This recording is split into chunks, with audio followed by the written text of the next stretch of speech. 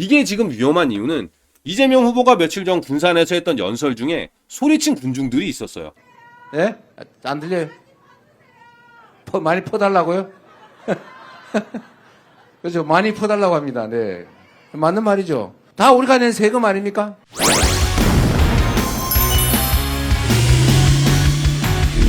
오늘의 주제는 호텔 경제학입니다. 대선 경제 주제 토론에서 나왔죠. 실제 구현된 사례가 짐바브웨나 아니면 베네수엘라인데 그 나라들이 어떤 하이퍼 인플레이션이라든지 그런 복지 과잉 때문에 경제적으로 곤란을 겪었는지는 우리 국민들이 아실 것이다 이렇게 생각합니다. 호텔 노쇼가 베네수엘라까지 이어지는 이유를 한번 설명드려 보도록 하겠습니다. 이재명 후보께서는 극단적인 예를 들었을 뿐 경제 순환을 강조한 것이다 이렇게 얘기를 했고요. 이준석 후보랑 이재명 후보 모두 케인지안의 승수 이론을 얘기한 거다라고 주장했는데 사실 대선 토론이 경제학 언론 수업은 아니잖아요. 그렇기 때문에 이 얘기가 나온 맥락을 봐야 되는데 기본소득이랑 지역화폐를 뒷받침하는 논리이기 때문에 어떤 얘기인지 깊이 한번 다뤄보도록 하겠습니다. 이재명 후보가 이야기한 여러 차례 거래를 거치며 모두가 이득을 본 것 같은데 사실 아닌 경우를 설명드리려고 이 문제를 설명드리고 있습니다. 보석 가게에 손님이 와서 70만 원짜리 보석을 사고 100만 원짜리 수표를 냈습니다. 보석 가게 사장은 잔돈이 없었던지 빵집에 가서 100만 원짜리 수표를 현금으로 바꿔왔습니다. 바꿔온 현금으로 손님에게 잔돈 30만 원을 내주고 현금 70을 챙겨놨었죠. 근데 보석 가게 사장이 손님이 가고 난 다음에 알게 된 거예요. 수표가 가짜래요. 그래서 빵집 사장이 와서 가짜 수표를 주고 현금을 100만 원 찾아갔습니다. 그렇다면 보석 가게 사장은 얼마의 손실을 본 것일까요? 라는 문제입니다. 자, 사건을 단순하게 보면은 손님이 악당이죠. 손님이 가게에 사기를 치러 온 겁니다. 사기의 원가는 0원이었어요. 가짜 수표였기 때문에 원가는 0원이었습니다. 근데 보석 가게에 들어온 악당은 70만 원짜리 보석이랑 현금 30만 원을 챙겨가서 100만 원의 이득을 보았습니다. 그렇다면 이 폐쇄 경제이기 때문에 이 악당 보석 가게 사장, 빵집 사장 세 사람이 있는데요. 한 사람이 이득을 100만 원 받기 때문에 나머지 두 사람은 합쳐서 100만 원의 손실을 봐야 되는데 빵집 사장은 손실을 본 게 없습니다. 그렇기 때문에 보석 가게 사장은 100만 원의 손실을 봤다라고 이 글로써 풀지 말고 경제 주체 세 사람을 뜯어놓고 보시면은 정답을 찾기 쉽습니다. 이번 대선 토론에 나왔던 것이 케인지안의 승수 효과입니다. 그 안에서도 한계 소비 성향이라는 걸 얘기했었는데요. 이거를 국민 경제 승수 효과를 계산하려면은 1 마이너스 한계 소비 성향분의 1 이게 바로 승수 효과입니다. 그래서 이제 이준석 후보가 뭐 한계 소비 성향이 1이냐 뭐 이런 얘기를 했었잖아요. 자, 1 빼기 1은 0입니다. 0분의 1이기 때문에 만약에 한계 소비 성향이 1이라면 무한대의 효과를 줄 수 있다 이 얘기를 한 건데요. 한계 소비 성향이란 1 단위 소득 증가에 따른 소비의 증가를 나타낸 걸로요. 사람마다 다르기 때문에 경제 합도 달라지게 되고요.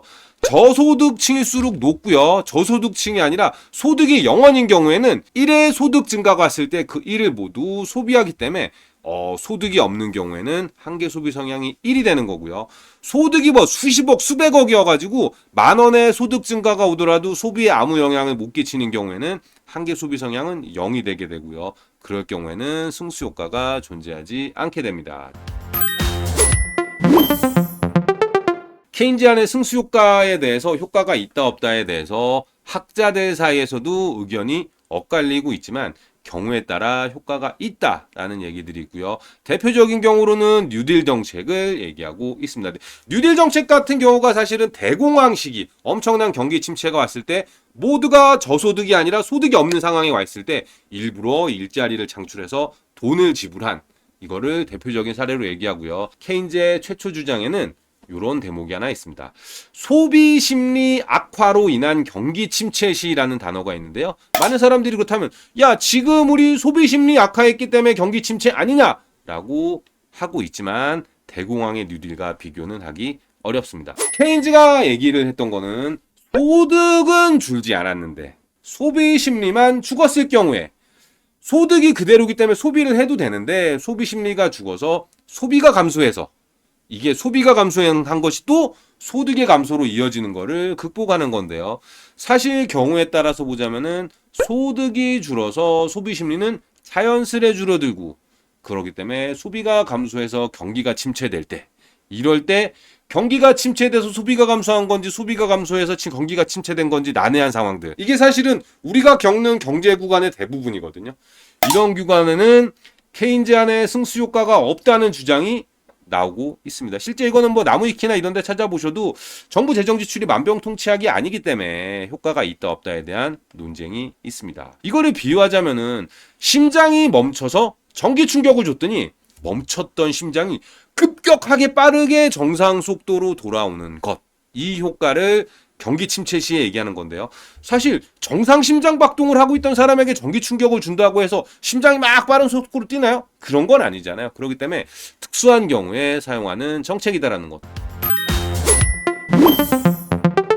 이재명 후보가 8년 전에 얘기하고 말았던 건 줄 알았는데요. 최근에 군산에 가서도 동일한 발언을 하셨더라고요. 폐쇄 경제에서의 모델을 얘기한 것 같은데요. 사실 우리가 살고 있는 세상은 개방 경제입니다. 개방 경제이기 때문에 제가 기존에 있었던 가정을 관광객을 외국인으로 살짝 바꿔봤습니다. 자, 외국인 관광객이 100불을 예약금으로 보내는 거예요. 호텔 주인은 이 100불 예약금을 받아가지고 우리나라니까 원화로 바꿔야 되잖아요. 100불을 14만 원으로 환전했습니다. 식품 가게에서 식품을 14만 원 구매하고요. 식품 가게 사장은 통닭 가게 가서 14만 원을 사고요. 통닭 가게 사장은 신발 가게에서 14만 원 사고, 신발 가게 사장은 빵 가게 가서 빵 사고, 빵 가게 사장은 14만 원을 호텔 주인에게 갚았는데 외국인이 예약을 취소하게 된 겁니다. 이런 경우에도 사실은 이재명 후보가 얘기한 대로 따지면은 모든 가게에 매출이 났으니까 좋을 수 있을 것 같지만 이거는 폐쇄 경제라면 가능한 것입니다. 자, 우리가 개방 경제라고 가정을 해보고 설명드려 보도록 하겠습니다. 식품 가게 사장은 식품을 뭐 좀 저도 극단적으로 식품을 다 해외에서 수입한다고 봤을 때 식품을 수입하기 위해서 14만 원에 해당하는 100달러의 해외 주문을 내고 결제는 안 했습니다. 그냥 100불 주문만 하고 환해지를 위한 준비만 해두고 있습니다. 자, 통닭 가게 요새 브라질 닭고기 이슈되고 있는데요. 브라질에 닭고기 주문하고 우크라이나에 해바라기 슈 주문하고 100달러 주문하고요. 신발 가게 사장도 뭐 나이로케 이런 데다가 신발 주문하는데 여기서 일이 생깁니다. 아니 벌써 식품 가게랑 통닭 가게에서 달러 주문을 냈더니 신발 가게 사장이 100달러 주문하려고 그랬더니 14만 5천 원이라는 거예요. 뭐 그래도 주문해야죠. 신발 팔았으니까. 빵 가게 사장은 100달러를 주문하려고 하는데 벌써 1,500원 환율이 뚝 뛰어버린 겁니다. 그래도 경기 호황에 대비하기 위해서 주문을 하고요. 자, 어쨌든 빵 가게 사장은 장사가 잘 될 거라 생각해 호텔에 일단 14만 원을 먼저 상환했습니다. 호텔 주인은 밀린 대금 14만 원을 받아서 좋았지만 갑자기 외국인 관광객이 취소 주문을 하는 겁니다. 아쉽지만 이렇게 둘러보니까 여기저기 가게들이 준비하고 있는 게 관광객이 조만간 몰려오겠다는 생각이 들어서 다시 100달러 돌려줘야 되잖아요. 그래가지고 14만 원을 들고 은행에 환전하러 갔더니 환율이 1,500원으로 올라 있다는 거예요. 눈 뜨고 만 원 손해 봤지만 조만간 좋아지겠지 하는 마음으로 경제순환에 도움을 줄까 하고 와이프한테 10,000원 받아서 돈 번 동네 사장들한테 소주 한잔 하기로 약속을 잡고 모여봤습니다. 자, 시장 경제라는 건 이런 거예요. 사장들이 모여가지고 얘기를 들어보니까 다들 다음부터는 가격을 올려받겠다고 하고 있는 거예요. 아니, 원자재 가격, 해외 원자재 가격은 그대로고 환율이 올라간 것뿐인데 이거를 판가에 반영을 하겠다는 거죠. 호텔 사장이 야 이거 외화 손익이랑 재고 평가액 아니냐? 아직까지 뭐 이렇게 가격을 올려야 될 상황은 아니지 않냐? 왜 판매 가격을 올리는 거냐고 이렇게 물어봤더니 다른 가게 사장들이 얘기하는 거예요.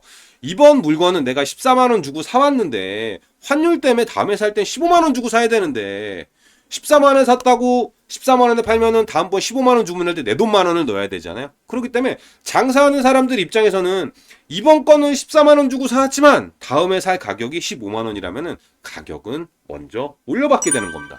결국 외국인 관광객이 호텔에 노쇼한 것을 통해 가지고 마을의 부는 감소하고 환율은 상승해 물가가 올라갔다.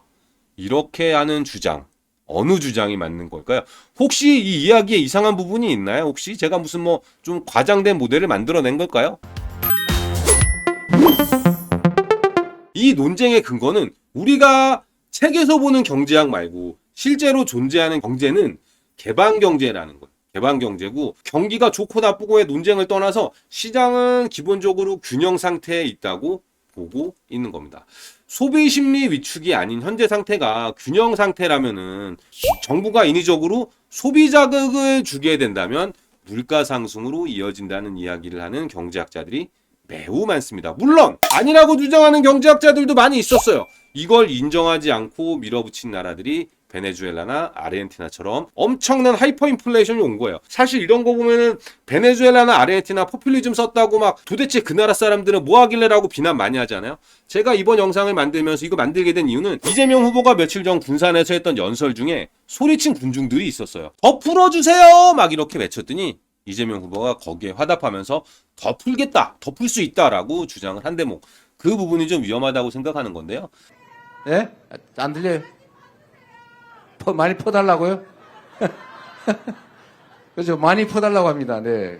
맞는 말이죠. 다 우리가 낸 세금 아닙니까? 경기 침체라고 판단해서 소비 자극을 줬는데 경제가 안 살고 물가만 더 오르는 일이 벌어질 수 있습니다. 뭐 그렇지 않고 소비 자극을 하지 않았는데도 경제가 더 안 좋아질 수도 있어요. 근데 문제는 만약에 물가가 올라 더 강한 경기 침체가 오면은 더 강한 소비 자극을 줘야 돼요. 더 강한 소비 자극을 줬는데 더 강한 물가 상승이 나타나서 경기가 이번에 진짜 경기 침체니까 더 확실한 소비 자극을 줘야 되고, 이렇게 하다 보면은 아까 얘기했던 베네수엘라, 아르헨티나 사례처럼 하이퍼 인플레이션이 올 수 있다. 물론 뭐 극단적인 예를 든 것처럼 지금 제가 한 얘기에서도 사실 변수들은 많이 있습니다.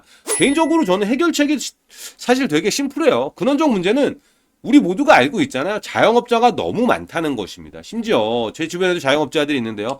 알바 월급보다 더 못 본다는 자영업자들 되게 많이 있습니다. 이렇다면 사실은 구조개혁을 해야 돼요. 자영업자가 장사가 더 잘 될 수 있게끔 육성지원책을 쓰는 게 아니라, 육성지원책 쓰면 뭐합니까? 다들 최저시급도 못 가져간다는데, 자영업을 하지 않더라도 일할 수 있는 일자리들을 공급을 해줘야 됩니다. 이렇게 된다면은 자영업을 하려는 공급은 줄어들고 대체된 일자리가 오히려 자영업자들의 수요로 들어가잖아요. 이렇게 된다면은 수요 공급 균형이 맞지 않을까 생각해보고 있습니다.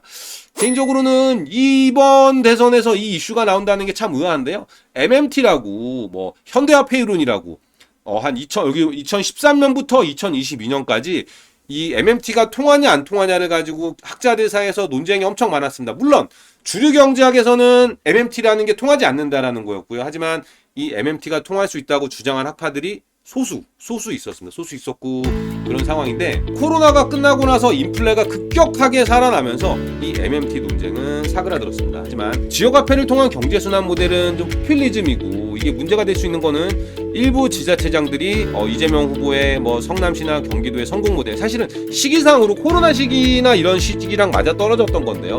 이거를 따른다고 지금도 여기에 너무 앞장서고 있는 부분들이 걱정되고 있습니다. 혹시나 해서 제가 지금 약간 이재명 후보의 공약에 대해서 좀 비판적 시각을 비쳤는데, 이거 혹시 또 계엄 옹호하거나 탄핵 반대하는 사람 아닌가 생각할 수 있는데요. 그런 사람 전혀 아니고요. 구독과 좋아요는 영상 제작에 큰 힘이 됩니다.